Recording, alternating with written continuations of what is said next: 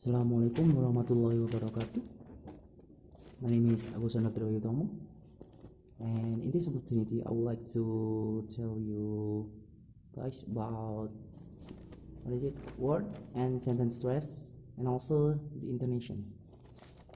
Okay, I think before we move to the word stress, we should know about the definition of stress itself. Okay, the definition of stress. Stress means an emphasis or prominence given to a certain syllable in a word, or to a certain word in a phrase or sentence. After we know about the definition of the stress, I think we should move to the word stress. Okay. The word stress. The word stress is the stress placed on a syllable within word. It means that at least one of the syllable is longer and louder than the other syllable. For the example is teacher. From those example, I think we know that I said that teach is more longer and also louder than the other syllable in this word. Teacher. That is the example of the word stress. Okay, and I think almost all of the things has its own rules. It also means that word stress has its own rule. There is a rule for word sentence. The rule is one word only have one stress and can only stress vowel, not consonant. So stress can only stress the vowel. Consonant cannot be stressed. And what I said before is one word only have one stress, right? But sometimes some words, especially very long word, can have secondary stress. But the secondary stress is smaller than the first stress. Okay, and then we move to the nature of stress. Okay, the nature of stress. Stressed syllables are more prominent than unstressed. Stressed syllables are louder than unstressed. Like I said before about the definition of word stress, the stressed syllable should be louder or longer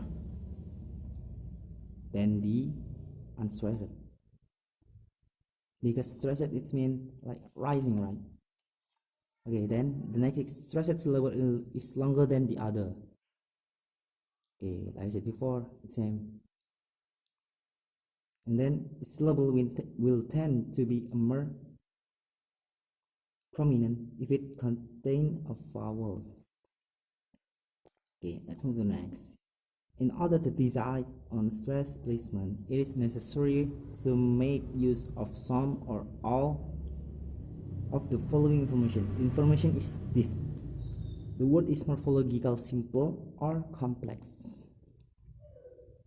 and then the grammatical category of this word, the number of syllables of this word, and then the phonological structure of the syllable. Okay, after discuss about that, we move to the definition of intonation. Intonation is about how we say things or the way the voice rises and falls when speaking.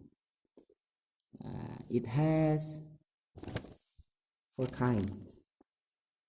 The kind is falling intonation, rising intonation, rise fall intonation, and fall rise intonation. Now I'm gonna describe about falling intonation. Falling intonation is the pitch of the voice falls at the end of the sentence. Usually this kind of intonation can found in statements, comments, WH question, confirmatory, question text, and exclamation. Now, the example for the statements. Nice to meet you. Now, from this example, I said at the end of the sentence, the intonation is falling. And then the example for the comments. Write your name here. Same. And then WH question. What country do you come from? And then the exclamation. How nice of you. Okay. Now the second kind is rising intonation.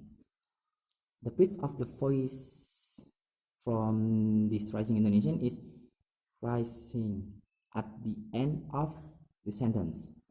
It's normally used with yes or no question. Now, for the example is, do you live your sorry. Do you like your new teacher? From the example, you know that I said the end of the sentence is rising, right? Now, that is the rising intonation. And then the third kind is rise fall intonation. Now, in this category, it's the combination of falling and rising intonation. But in rise fall intonation, is the intonation is rising and then falls and then falling. So after rising, the intonation is going to fall.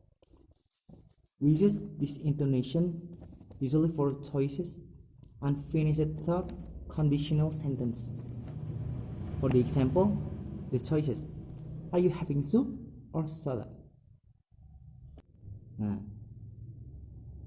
Are you having soup or salad? The intonation is at first rising at soup, and then it falling in salad.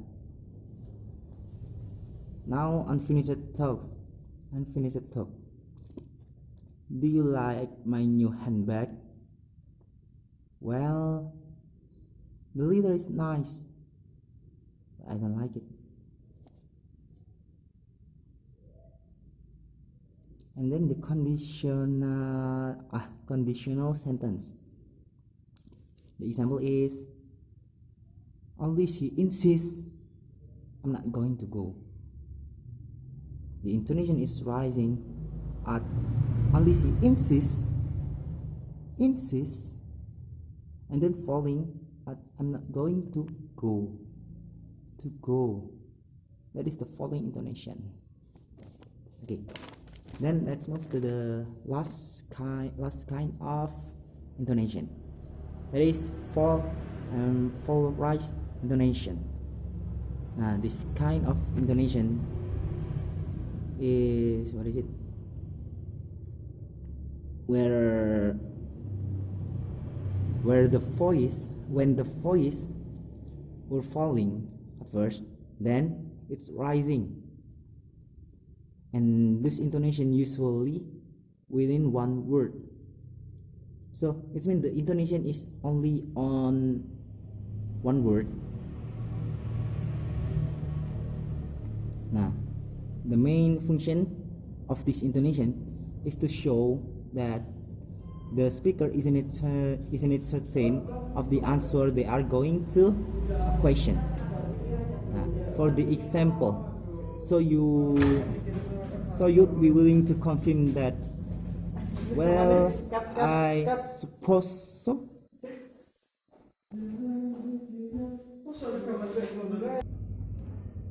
Okay, let me continue again. There is some trouble happen. For the example of the fall and rise intonation, the example is, so you'll be willing to confirm that, well, I suppose so. Well, from this example, you know that the fall and rise intonation is happening in one word. I mean, there is supposed to. Nah, the falling is at the su, and then it's going to rising at the post. Okay, I think that's all for my for my performance to describe about word and sentence stress and also the intonation. If there are any mistaken information from me, I do really apologize, and thank you so much for your attention. Wassalamualaikum warahmatullahi wabarakatuh.